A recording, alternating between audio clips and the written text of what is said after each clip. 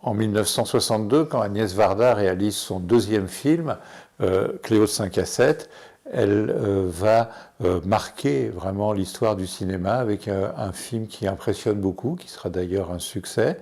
Ce film vient après ce qui a été l'invention de la nouvelle vague. On oublie souvent que c'est une femme qui a inventé la nouvelle vague en France, Agnès Varda, avec son premier film La Pointe Courte en 1955.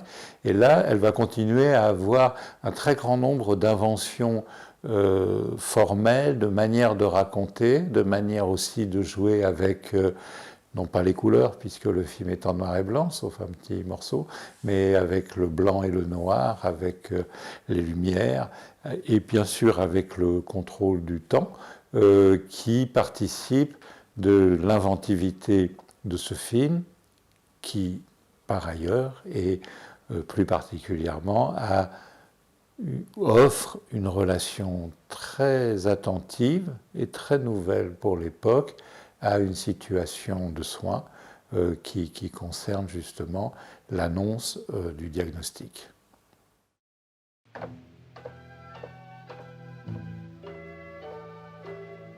C'est donc si grave. J'ai vu le cancer. Elle est perdue. Si c'est ça, je me tuerais.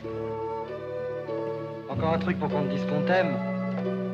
C'est elle, c'est vous, mademoiselle, moi qui aime tant votre voix. Il me fatigue avec son emploi du temps, j'ai envie de le laisser. C'est un cri d'amour. Évidemment, il faudrait un peu de sentiment et je me demande... Je t'interdis. Toutes portes ouvertes, en plein courant d'air. Je suis une maison vide, sans toi, sans toi. Belle en pure perte, nue au cœur de l'hiver, je suis un corps à vide, sans toi, sans toi, sans toi.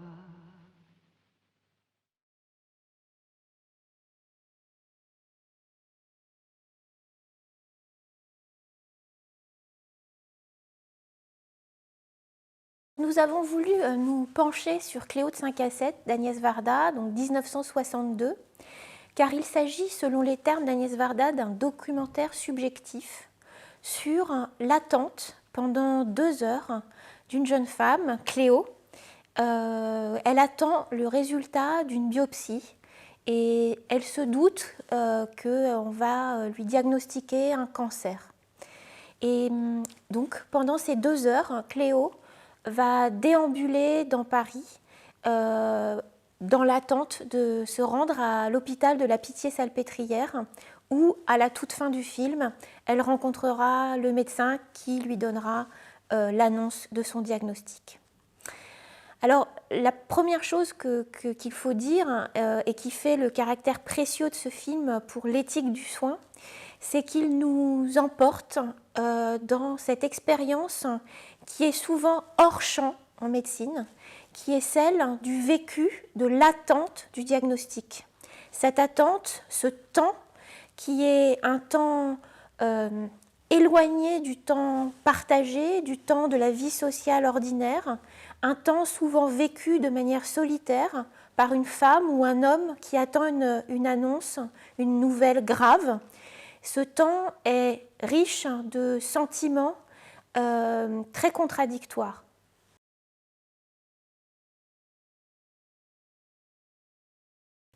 Le premier sentiment que filme Agnès Varda, c'est celui de l'expérience de la vanité de l'existence. Pour la première fois, cette jeune femme, Cléo, qui est comédienne, chanteuse, qui est jeune, qui est belle, qui est coquette, qui aime les jolies robes et séduire les hommes, pour la première fois, elle prend conscience de la finitude de l'existence et même de la vanité de l'existence, c'est-à-dire du fait que sa jeunesse passera, comme Ronsard l'exprimait dans ses poèmes sur la rose qui va bien vite se faner.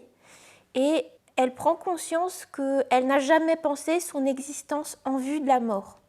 Et donc il faut prendre conscience de la fragilisation d'une personne en attente d'un diagnostic, de ces idées de mort, de cette angoisse de mort qui précède l'entrée même dans un bureau de consultation et dont il faut en prendre soin, auquel il faut être attentif au moment de l'annonce.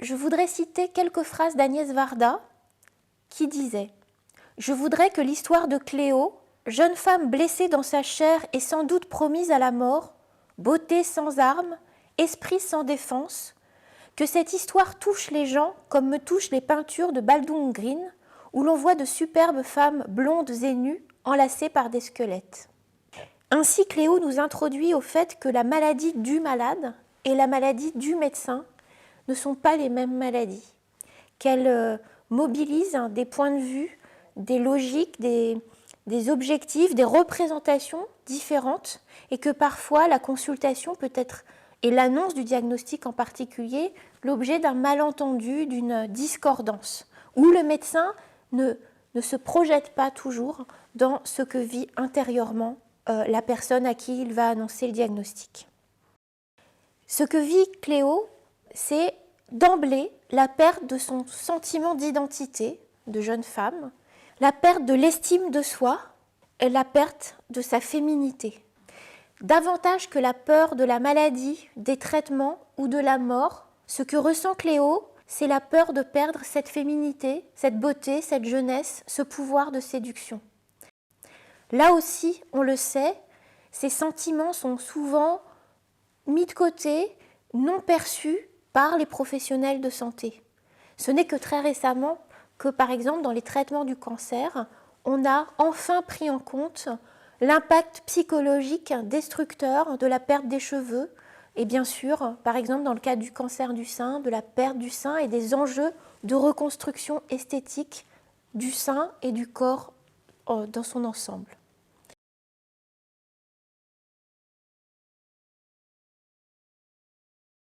Cléo est aussi un film précieux pour le traitement de la temporalité de cette attente. Il est absolument original dans son dispositif, puisqu'il est filmé en temps réel et le film est scandé par des cartons et des chapitres où, de minute en minute, dans Paris, nous voyons cette durée de l'attente figurée dans la mise en scène du film. Cléo de 5 à 7 nous fait plonger dans le vécu intime du temps, dans la durée qui passe et qui constitue le moi intérieur, la conscience de la personne. Cette durée qui fait le moi est à distinguer, comme l'avait fait Bergson dans Les données immédiates de la conscience, du temps social, homogène, mesurable, scandé par les horloges et les montres, scandé par nos agendas, et ce temps anonyme que nous pensons d'ailleurs la plupart du temps sans fin. Cléo de 5 à 7 nous montre comment la durée de l'attente du diagnostic est riche de vécus très différents, parfois même contradictoires, que le temps homogène ne permet pas d'exprimer. Et c'est cela que nous dit aussi Bergson dans les essais sur les données immédiates de la conscience. Nulle part cet écrasement de la conscience immédiate n'est aussi frappant que dans les phénomènes de sentiment. Un amour violent, une mélancolie profonde envahissent notre âme. Ce sont 1000 éléments divers qui se fondent, se pénètrent, sans contour précis, sans la moindre tendance à s'extérioriser les uns par rapport aux autres. Leur originalité est à ce prix. Déjà, ils se déforment quand nous démêlons dans leur masse confuse une multiplicité numérique.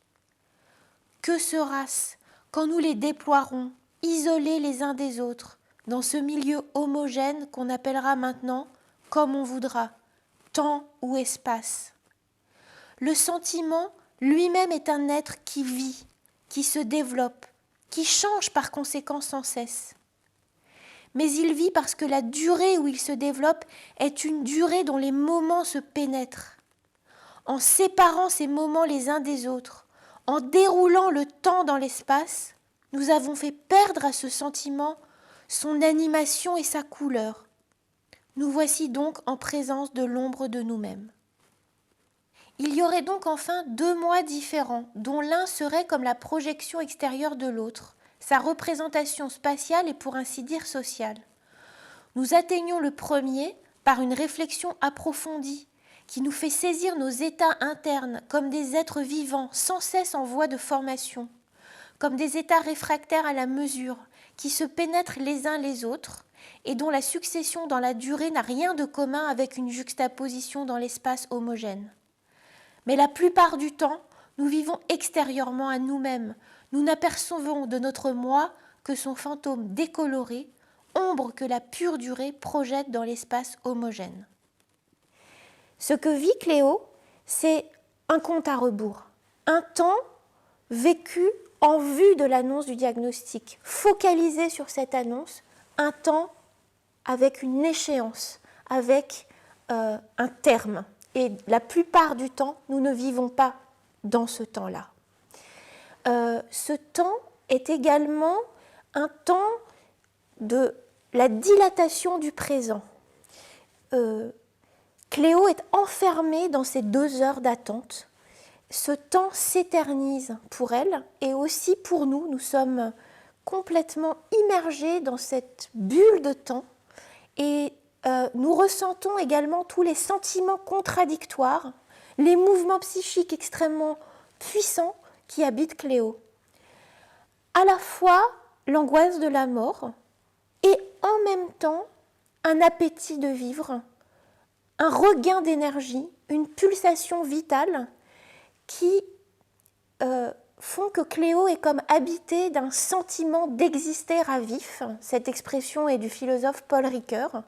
C'est-à-dire que l'approche de ce diagnostic fait qu'elle se sent véritablement exister. Alors que la plupart du temps, dans ce temps homogène, social, anonyme, nous oublions que nous existons et nous oublions notre rapport à nous-mêmes, à ce qui nous importe. Il y a aussi d'autres sentiments contradictoires. Le sentiment d'avoir envie de connaître le diagnostic, le désir de savoir, car connaître la maladie, connaître le diagnostic, c'est déjà, on le sait, un premier pas vers un projet de soins, vers un traitement de la maladie. Et en même temps, le désir de ne pas savoir, de vivre encore un peu sans la menace de la maladie, de s'en préserver, de sauver quelque chose de la vie d'avant la maladie, de cette vie dont on sait qu'elle est sans doute à jamais perdue ou au moins altérée. Et puis, il y a ces autres sentiments contradictoires que les psychologues connaissent bien. Il y a la sidération ou le sentiment de ne pas être la personne à qui tout cela arrive. Tellement cette angoisse de la mort est forte, tellement la projection dans l'avenir est difficile. Quels seront les traitements? Combien de temps dureront-ils? Qu'est-ce que cela va changer dans ma vie? Serai-je encore vivante dans quelques mois? Pour se protéger de toutes ces questions si violentes, souvent, nous nous mettons à distance de la situation. Et en même temps, là encore, contradiction, il y a le sentiment d'être peut-être pour la première fois ou pour une des rares fois dans l'existence, soi-même. C'est-à-dire face à son destin et face à des choix dont soit seuls nous allons être les auteurs. Ce qui nous oblige à penser ce qui nous importe, nos valeurs, nos priorités. Donc tout l'enjeu du traitement du temps dans Cléo de 5 à 7 vise à nous faire comprendre la richesse, l'épaisseur, la violence de ce vécu temporel de l'attente.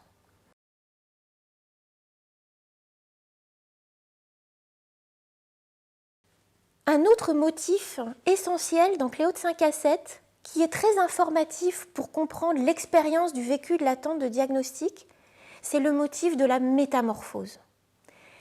La souffrance de l'attente, de l'angoisse de l'attente de Cléo est d'ores et déjà une transformation, une métamorphose. Cela ne veut pas dire qu'il faut idéaliser ce moment pivot, ce moment charnière dans une existence. Il ne s'agit pas de se dire que l'épreuve de la maladie est une épreuve salutaire ou féconde. Non, il ne faut pas la valoriser ou l'idéaliser outre mesure. En revanche, quand on est soignant ou quand on est proche d'une personne qui traverse cette épreuve, il faut être conscient que la personne va puiser dans ses propres ressources et va pouvoir, parfois, pas toujours, mais en tirer les moyens de se transformer, d'être davantage elle-même, de construire une nouvelle identité même, donc soit se transformer, soit se renouveler. La maladie peut en quelque sorte être un moment de catalyseur pour une nouvelle identité, une nouvelle norme de vie, comme dirait Canguilhem. Cela s'illustre dans Cléo de 5 à 7 par le fait que Cléo, qui est d'abord filmée comme l'objet du regard des hommes, on la voit dans la rue être sifflée par un homme, et au fur et à mesure du film, Cléo devient sujet du regard. Elle regarde les autres, elle regarde le monde, elle regarde sa ville, Paris, et elle redécouvre tout cela. Elle devient, comme Agnès Varda l'est en tant que cinéaste de la Nouvelle Vague, sujet du regard, curieuse du monde, et elle renouvelle totalement son rapport à la fois à elle-même, en s'affirmant comme sujet de son existence, et son rapport à autrui et au monde. J'en veux aussi pour preuve le fait que dans ce 5 à 7, cette expression familière désigne le moment du rendez-vous en fin d'après-midi entre les amants.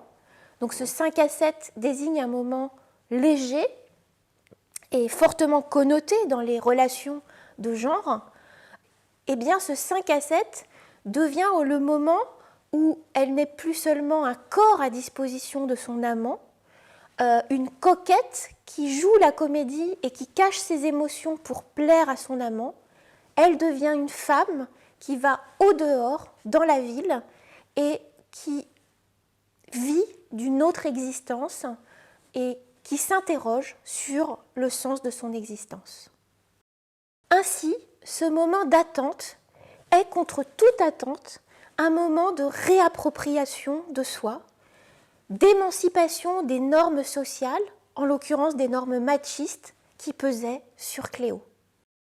Dans la deuxième partie du film, Cléo va retisser ou tisser des relations cruciales. Ces relations vont nous être précieuses pour penser les relations de soins. Elle va d'abord se rendre dans un atelier d'artiste où pose son amie Dorothée. Dorothée est modèle nu pour un sculpteur. Cléo, ici, sollicite les ressources de l'amitié. Ces ressources sont précieuses pour le soin. Aristote, déjà, parlait de l'amitié comme une relation désintéressée, bienveillante, entre égaux. C'est précisément cela qui compte et qui apporte du soutien à Cléo. Avec Dorothée, elle a une écoute attentive qui ne minimise pas sa souffrance et qui non plus ne la dramatise pas. Cette écoute attentive, bienveillante, désintéressée, cette présence à autrui est une des premières formes du soin. Vous voyez, ce qui nous importe ici, c'est que le soin est une relation à autrui avant d'être un geste ou un acte, que c'est une relation qui va bien au-delà de la médecine, et c'est une relation qui demande d'identifier les besoins d'autrui et d'y répondre de la manière la plus adaptée la manière la plus attentive, la plus responsable. Et l'amitié est une des figures de relation morale à autrui qui manifeste le mieux le soin. On le voit, la relation de Cléo à son amie Dorothée fait contraste avec la relation de Cléo à son amant. Cela est complètement cohérent avec sa réappropriation de soi, son émancipation, sa renaissance. Le corps de Dorothée qui pose comme modèle nu montre une femme qui s'approprie son corps et se sent libre avec son corps, qui ne se sent pas jugée pour ce qu'est son corps. Cléo trouve là une ressource justement pour se retirer de sa relation objectivante à son amant. Elle apprend, grâce à sa relation amicale à Dorothée, que le corps n'est ni seulement un instrument d'aliénation dans la relation de séduction, ni seulement un objet d'inquiétude, d'angoisse, d'exposition à la maladie et à la mort. Il peut encore, malgré la menace de la maladie, être une source de plaisir, de liberté. La deuxième relation qui se crée durant le film est celle entre Cléo et Antoine, un jeune soldat qui est appelé pour la guerre en Algérie. Ils se rencontrent dans le parc Montsouris.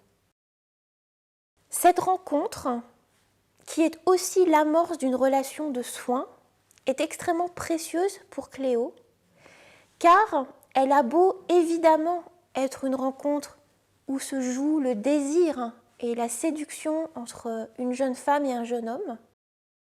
Cette rencontre ouvre ce que le philosophe François Julien appelle l'intime. Le philosophe français contemporain François Julien fait de l'intime la condition de possibilité de la morale.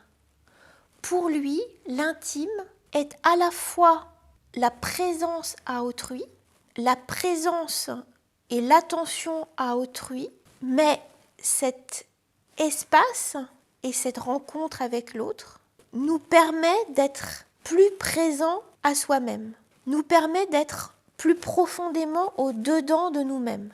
C'est pourquoi l'intime, c'est à la fois être avec et faire face avec autrui, mais l'intime, c'est aussi être le plus au-dedans de soi-même et le plus soi-même, le plus intérieur à soi-même. Il faut se souvenir que intime en latin, intimus, ça veut dire le plus intérieur à moi-même. Et donc, en étant auprès d'autrui, en rencontrant autrui, en répondant au plus près de ses besoins lorsqu'il est vulnérable, je suis au plus près de moi-même, je suis au-dedans de moi-même et je suis le plus moi-même. Ce qu'opère l'intime, en définitive, et pourquoi on peut le poser au départ de la morale, est qu'il en renverse l'abord, qu'il fait passer, il est vrai subrepticement et sans crier gare, du point de vue de l'individuel, contre lequel la morale butait, au point de vue du relationnel, qui est sa condition et sa fonction légitime. Ce qui signifie que ce n'est plus le mérite attribué à mon action qui est au principe de la morale, mais la qualité de la relation engagée. C'est du fait même de l'ouverture opérée par et dans la relation, et par suite l'abrogation des frontières clôturant un moi, que découle la moralité. Sinon, elle n'est qu'un forçage des sujets. Or, on sait bien que c'est là ce sur quoi ont achoppé traditionnellement les constructions de la morale. Elles partaient d'un sujet posé, premier et donc solitaire, insulaire, qu'elles astreignaient ensuite à la moralité, quitte à prétendre quoi que ce soit pour son bien et en vue de l'élever. De là l'accent mis sur ses vertus et son bon vouloir. L'intime, à l'inverse, part de ce qui se passe. se passe, se noue d'aventureux entre des sujets pour faire le départ de la morale. Je suis morale parce que, en rapport à l'autre, et ce ne peut être d'abord qu'en rapport à un autre rencontré, je promeus ma capacité d'exister. Je me tiens non pas confiné en moi, relevant de moi seul, mais projeté hors de moi et débordant ma frontière par ce dedans partagé. L'intimité à laquelle accède la relation porte d'elle-même au déploiement et à l'essor des sujets. En quoi l'intime effectivement est ressource. L'intime, l'ouverture à l'autre permet d'être auprès, non plus côte à côte, mais du même côté, face par exemple à la débâcle. Serait-ce donc envers n'importe qui que je peux engager cet intime? Peut-être. Peut-être tant l'intime est différent de l'amour. Il n'est pas question de préférence et de séduction. Il n'a pas en vue sa propre satisfaction, mais il est plutôt la décision, progressivement mûrie, de s'enfoncer ensemble dans ce fond sans fond d'un dedans partagé. Est-on donc coupable de sa solitude? Car l'alternative est simple. On est intime ou on est seul, y compris dans son amour. Tout le monde dans sa vie a croisé quelqu'un qu'il suffisait d'aborder. On est responsable de sa solitude, de ne pas avoir su pousser la porte de l'autre, s'adresser et accéder à lui parler comme à un toit. On est resté en deçà, on a respecté la frontière, on a craint de s'exposer ou aussi de l'agresser. D'autre part, même si l'autre nous est retiré, qu'il est mort, on peut néanmoins demeurer intime, avec ou plutôt envers lui. Cette ressource capitalisée n'est pas perdue. De quelque nature qu'elle soit, une séparation ne détruit pas l'intime. Car l'intime n'est pas de contact, mais d'intériorité, ou d'un plus intérieur que l'intérieur. C'est pourquoi il n'exige pas la présence pour se développer dans l'absence. Dans l'absence, on peut rester auprès.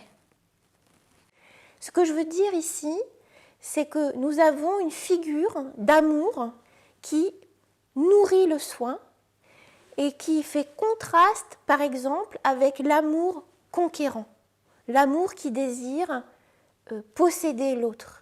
Ici, il s'agit d'une forme d'amour qui est ouvert, qui s'illustre dans la disponibilité, dans l'attention à autrui, dans la simple présence à autrui. Ce que l'on voit aussi dans cette rencontre entre Cléo et Antoine, c'est qu'ils partagent, l'une parce qu'elle attend l'annonce de son diagnostic, l'autre parce qu'il attend de prendre son train pour partir en Algérie. Ils partagent le même vécu d'une durée de l'attente et ils partagent une même angoisse de mourir. Cela peut montrer aussi que le soin va passer, parfois de manière très bénéfique, par la rencontre et le partage d'expériences avec d'autres personnes, même inconnues, qui traversent les mêmes épreuves. On voit ici la richesse, le soutien qui peuvent sortir de l'échange, du partage d'expériences entre des patients ou des personnes qui ont traversé les mêmes épreuves liées à la maladie, à l'accident, au handicap et à la fréquentation du monde de la médecine. Partager des expériences comparables peut se révéler être un moyen de soulever, d'alléger l'angoisse et d'être dans un mouvement d'empowerment, un mouvement de reprise de pouvoir sur ce qui nous arrive et notre existence. Ainsi, ce que l'on voit dans Cléo, c'est que la rencontre suppose l'intime, c'est-à-dire suppose cette disponibilité à l'autre, et cet intime peut être mis en œuvre aussi bien avec une personne que l'on connaît déjà qu'avec un inconnu, du moment que l'on laisse l'espace pour exprimer l'expérience vécue de l'attente et l'expérience vécue de l'appréhension de la maladie. Cette disponibilité à l'autre, cette attention à l'autre, cette liberté laissée à l'autre, souvent elle est empêchée dans la consultation médicale et dans les relations de soins médicales. Faute de temps, de formation, faute de possibilités liées à l'organisation des soins. Mais Cléo nous apprend qu'il s'agit d'un horizon, d'un idéal à garder en mémoire, que l'on soit professionnel de santé ou que l'on soit proche, ami d'une personne qui est confrontée à une maladie grave.